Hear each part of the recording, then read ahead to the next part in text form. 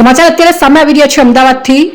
આમ આદમી પાર્ટીના national joint secretary અને ગુજરાત ચૂંટણી પ્રભારી ગોપાલભાઈ ઇટાલિયાએ એક ગંભીર મુદ્દા ઉપર મીડિયાના માધ્યમથી પોતાની વાત રજૂ કરી। અમદાવાદની એક સોસાયટી પર ગેંગના 50 જેટલા ગુંડાઓએ તલવારો સાથે હુમલો કર્યો અને મહિલાઓની છેડતી કરી। શા માટે મહિલાઓની છેડતી કરનાર ગુંડાઓ વિરુદ્ધ છેડતીની કોઈ પણ કલમ લગાવવામાં આવી નથી? તલવારો લઈને 50 જેટલા લોકોએ એક સોસાયટી ઉપર હુમલો કર્યો, તેમ છતાં શા માટે ઓર્ગેનાઇઝ ક્રાઇમની કોઈ કલમ લગાવવામાં આવી નથી? કયા ભાજપના નેતાઓ મહિલાઓની છેડતી કરનાર ગુંડાઓને બચાવી રહ્યા છે? ગૃહમંત્રી મહિલા સુરક્ષાની મોટી મોટી વાતો કરે છે, પરંતુ અહીંયા છેડતીની કલમો લગાવવામાં આવી નથી। યજ્ઞેશ ગોસ્વામી, અમદાવાદ।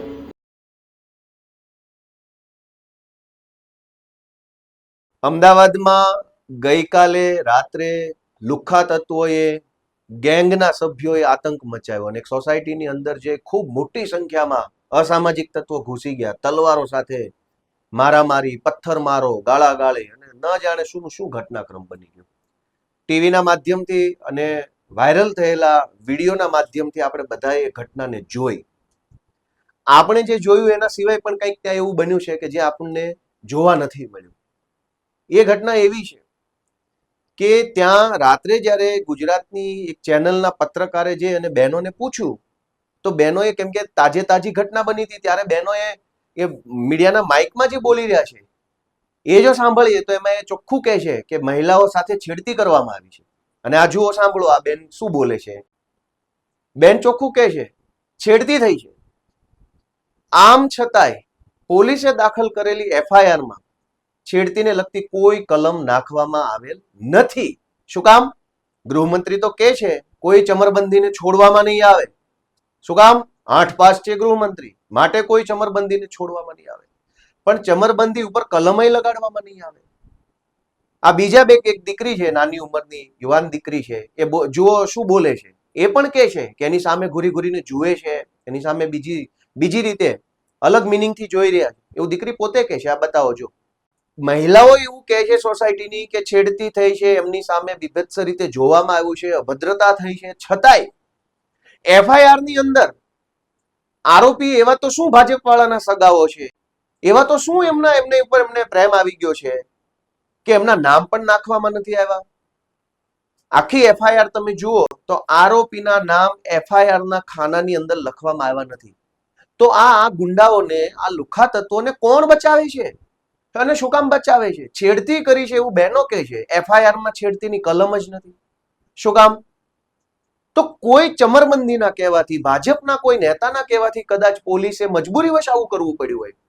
પોલીસ તો 8 પાસ નથી, પોલીસ ભણેલી છે, પોલીસને બધી ખબર પડે છે, પણ બની શકે કે કોઈએ એને પોલીસના હાથ રોક્યા હોય કે આ ભાજપના બુટલેગરો છે, ભાજપના ગુંડાઓ છે, માટે જોજો, જાજી કલમ લગાવતા નહીં, નહીતર બદલી થઈ જશે। આવું બન્યું હોઈ શકે, અંદાજ છે મારો।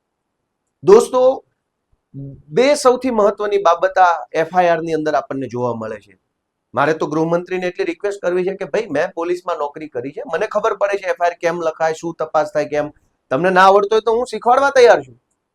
શીખો, તમે એમય બધા પાસેથી શીખો છો, થોડું મારી પાસેથી શીખી લો કે કેવી રીતે છેડતીની કલમ એડ થાય।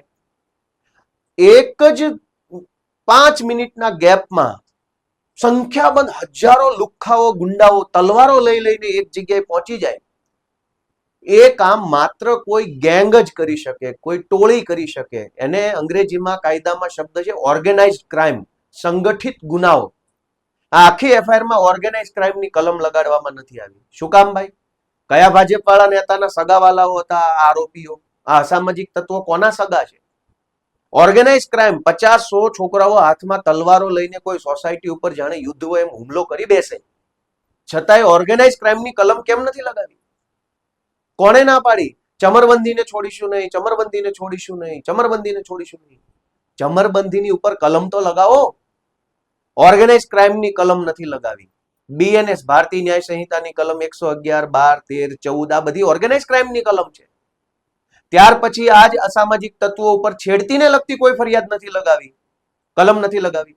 મહિલા સુરક્ષાની મોટી મોટી વાતો કરે છે, પણ જ્યારે તમારે એફઆઈઆર લખવાની થાય તો મહિલા સુરક્ષાને લગતી એફઆઈઆરમાં કલમ જ નથી। દોસ્તો, આપણે વિચારવું પડશે કે કોણ વ્યક્તિ છે જે આવા બળાત્કારીઓને બચાવવાનું કામ કરે છે, છેડતી કરનારાઓને બચાવવાનું કામ કરે છે? ભાજપમાં એવો કોણ છે? કોણ એટલો માણસ છે જેના એટલા હલકી કક્ષાના વિચારો છે કે ક્યારેક ડ્રગ્સ માફિયાને બચાવે છે, ક્યારેક જસદણના બળાત્કારીને બચાવે છે, ક્યારેક દાહોદના બળાત્કારીની તરફેણ કરે છે, ક્યારેક અમદાવાદ ચાણક્યપુરીમાં છેડતી કરવા વાળાની તરફેણ કરે? કોણ છે ભાજપમાં આટલો નિમ્ન વિચારો ધરાવતો વ્યક્તિ? આપણે વિચારવું પડશે કે ખુલ્લેઆમ બહેનો કે છે છેડતી કરી છે, અમારી સામે બીભત્સ નજરોથી જોવામાં આવ્યું છે. સ્ટોકિંગ અંગ્રેજી શબ્દ છે, કાયદાની ચોપડીમાં પણ એ શબ્દ છે, સ્ટોકિંગ, ઘૂરવું. કોઈ મહિલાને ઘૂરવું એ પણ ગુનો છે. દીકરી પોતે કહે છે કે એની સામે ઘૂરવામાં આવે છે. આ લુખા તત્વો હાથમાં દારૂના બાટલા લઈને જાય છે અને ઘૂરે છે, છતાં એફઆઈઆર માં કલમ નથી. અને પાછી વાતો એવી ચમરબંધીને છોડીશું નહીં, ચમરબંધી. દોસ્તો, આપણે બધા જાગૃત બનવાની જરૂર છે. આ ચાણક્યપુરીની ઘટનામાં ઓર્ગેનાઇઝ ક્રાઇમ માફિયા નેટવર્કની ગુંડા ગેંગની કલમ લગાવવામાં આવી નથી, છેડતીની કલમ લગાવવામાં આવી નથી. માટે મારી વિનંતી છે કે વહેલી તકે ઘટતી કાર્યવાહી કરવામાં આવે.